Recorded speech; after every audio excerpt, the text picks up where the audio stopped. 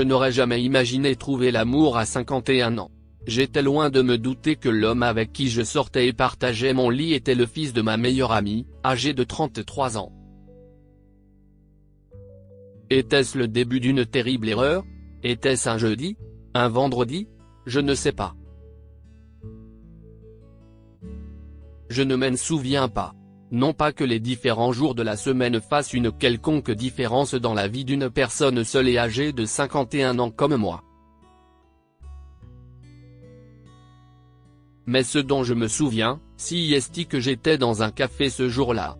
Je travaillais sur mon ordinateur portable, peut-être en train de rédiger un rapport, lorsqu'un couple est entré et s'est assis à la table en face de la mienne. C'était un jeune couple d'amoureux, qui gloussait et se tenait la main. Ils étaient assis si près l'un de l'autre. Même le vent aurait dû s'arrêter pour qu'ils cèdent le passage. J'ai détourné le regard. Je ne supportais pas leur complicité, leur proximité et leur amour. Bonjour, je m'appelle Leslie et voici mon histoire. L'histoire d'une femme seule de 51 ans qui est tombée amoureuse malgré elle, qui n'a pas pu résister à l'homme qui la faisait sourire après toutes ces années, et qui a couché avec le fils de sa meilleure amie. J'étais seul. Je l'étais depuis de nombreuses années. Je n'avais plus d'amour dans ma vie depuis mon divorce. Mon ex-mari, Josh, avait épousé une femme plus jeune parce qu'elle pouvait lui donner des enfants, contrairement à moi. Je ne sais pas trop pourquoi, mais quand j'ai regardé ce couple dans le café ce jour-là, j'ai ressenti une pointe de jalousie, de regret et beaucoup de tristesse. Je me suis levé et je suis parti. C'est comme ça que Josh et sa nouvelle femme se tiennent la main? C'est comme ça qu'ils se sont rencontrés dans mon dos? Dans un café? Ou pire, est-ce qu'ils couchaient ensemble dans mon dos alors que je n'étais pas à la maison? Assise dans ma voiture, j'ai pleuré. J'ai pleuré de la même façon que lorsque Josh m'a dit qu'il voulait divorcer parce que je ne pouvais pas lui donner d'enfants. Je me sentais déprimé et seul. J'ai pris mon téléphone et j'ai appelé ma meilleure amie, Jennifer. Mon Dieu, s'il te plaît, dis-moi que ce n'est pas à cause de Josh, s'écria-t-elle. Écoute, chérie, tu dois oublier ce type. Il t'a trompé, et tu pleures encore pour lui? Je ne pleure pas pour lui, Jen, dis-je sévèrement, toujours en sanglotant. Je me sens mal pour moi-même. Je me sens tellement incomplète en tant que femme. Alors trouve quelqu'un pour toi, chérie. Sors, rencontre des hommes, et tu te rendras compte que le monde est plein d'amants minables comme ton ex. Je suis désolé, mais je ne pense pas qu'un homme puisse améliorer ta vie. Alors qu'est-ce ce que je suis censé faire? Mourir seul? Regarde ce que je suis devenu, Jen. Tout ce que je fais, c'est travailler, boire du vin quand je suis seul et triste, et rester au lit. Je n'avais pas imaginé que ma vie deviendrait aussi merdique. Oh, eh bien, à quoi t'attendais-tu, chérie? Écoute, si tu venais chez moi et qu'on en parlait, je pourrais te préparer quelque chose à manger. Non, ai-je crié dans le téléphone. Je n'ai besoin de personne. Je n'ai besoin de personne.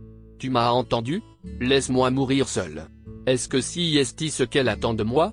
Se rend-elle compte de ce que je ressens quand je vois les gens autour de moi vivre et profiter de la vie? Ai-je pensé. Je me sentais coincé et étouffé lorsque je voyais les gens autour de moi heureux et souriants. Depuis le divorce, je n'avais fait que pleurer.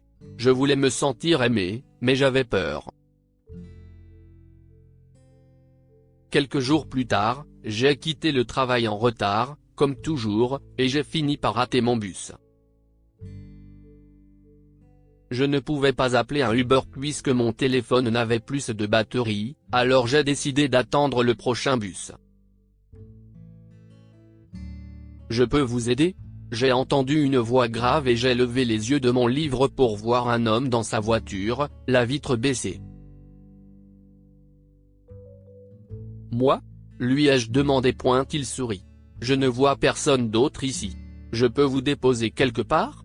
Non, si est ce que mon cerveau me disait. Tu ne peux pas faire confiance à un étranger, Leslie. Non, ça va, ai-je dit. J'attends le bus. Merci. Il fait de plus en plus sombre et froid. Le prochain bus n'arrivera pas avant 20 minutes. Vous êtes sûr de vouloir attendre? Je ne sais pas pourquoi je ne lui ai pas dit non. Puis-je voir votre carte d'identité? Lui ai-je demandé. Je ne peux pas faire confiance à un étranger comme ça. Voilà, a-t-il dit en l'attendant. Je m'appelle Tyson. Je vais prendre une photo et l'envoyer à mes amis. Si est-il d'accord? Lui ai-je demandé. J'ai fait semblant de cliquer sur la photo et de l'envoyer à mes amis. Je ne voulais pas attendre seul dans le froid et la nuit. Alors, où allez-vous? M'a-t-il demandé alors que je m'installais dans sa voiture. Je lui ai donné l'adresse et il a hoché la tête. Oh, si est assez proche. Si est super. Votre beau nom, s'il vous plaît? Leslie, ai-je répondu avec un petit sourire. Enchanté, Tyson, et merci de m'avoir accompagné. Pas de souci. Au fait, dit-il. Vous avez un joli prénom. Et si je peux me permettre, vous êtes magnifique. J'ai souri. Cela faisait longtemps que je n'avais pas souri comme ça à quelqu'un. Eh bien, merci, ai-je réussi à dire. Vous êtes très beau aussi. Oh, vous n'avez pas besoin d'être aussi gentil, a-t-il gloussé. Je sais que vous avez vu mieux. Je veux dire, regardez-vous.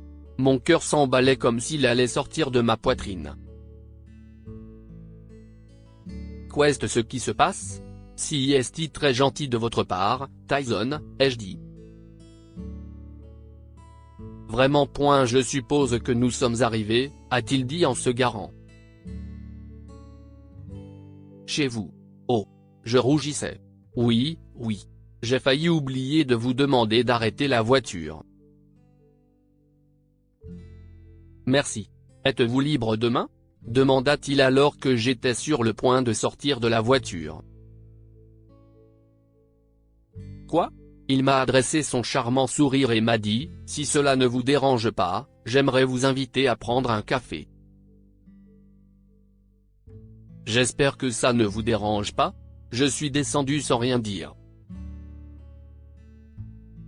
Puis je me suis retourné et j'ai dit, est-ce que 19h vous conviendrait?